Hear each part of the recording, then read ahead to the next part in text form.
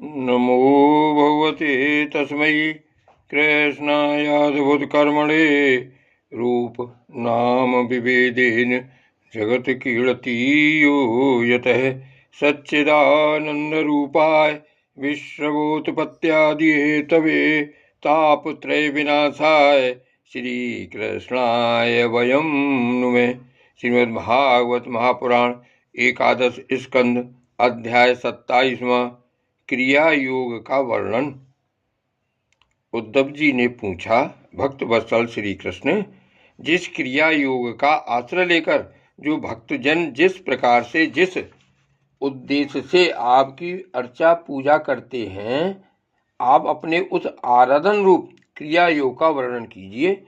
देवर्षि नारद, भगवान व्यासदेव और आचार्य बृहस्पति आदि बड़े बड़े ऋषि मुनि यह बात बार बार कहते हैं कि क्रिया योग के द्वारा आपकी आराधना ही मनुष्यों के परम कल्याण की साधना है।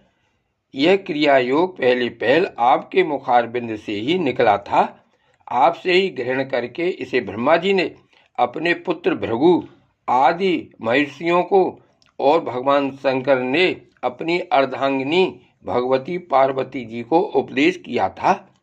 मर्यादा रक्षक प्रभु, यह क्रिया योग ब्राह्मण, क्षत्रिय आदि वर्णों और ब्रह्मचारी, गृहस्थ आदि आश्रम को लिए भी परम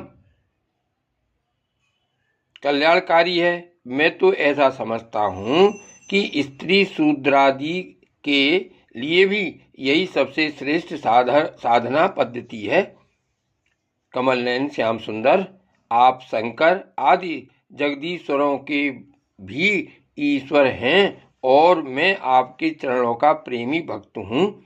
आप कृपा करके मुझे यह कर्म बंधन से मुक्त करने वाली विधि बतलाइए।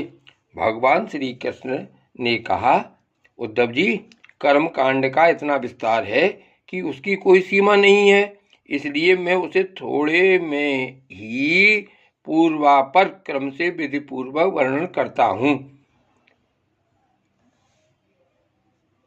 पहले अपने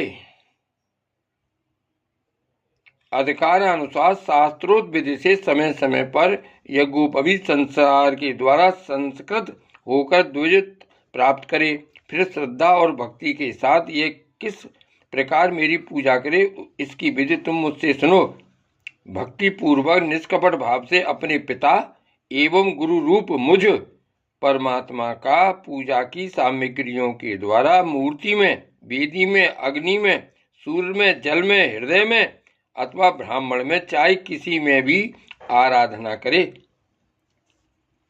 प्रसिद्ध पदार्थों से प्रथमा आदि में मेरी पूजा की जाती है, परंतु जो निष्काम भक्त है वह अनायास प्राप्त पदार्थों से और भावना मात्र से ही हृदय में मेरी पूजा कर ले।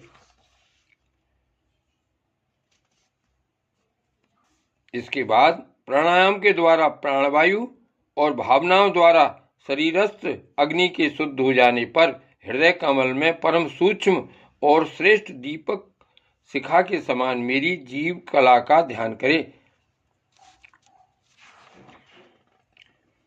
प्राचीन ऋषियों के द्वारा अथवा प्राकृत भक्तों के द्वारा बनाए हुए छोटे बड़े स्तव और स्तोत्रों से मेरी स्तुति करके प्रार्थना करे। भगवान, आप मुझ पर प्रसन्न हो, मुझे अपने कृपा प्रसाद से सराबोर कर दें। तदंतर दंडवत प्रणाम करे।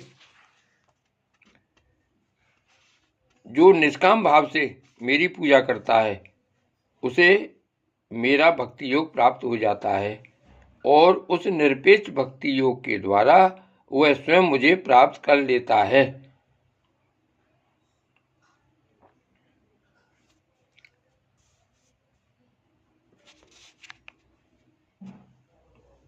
जय श्री कृष्ण।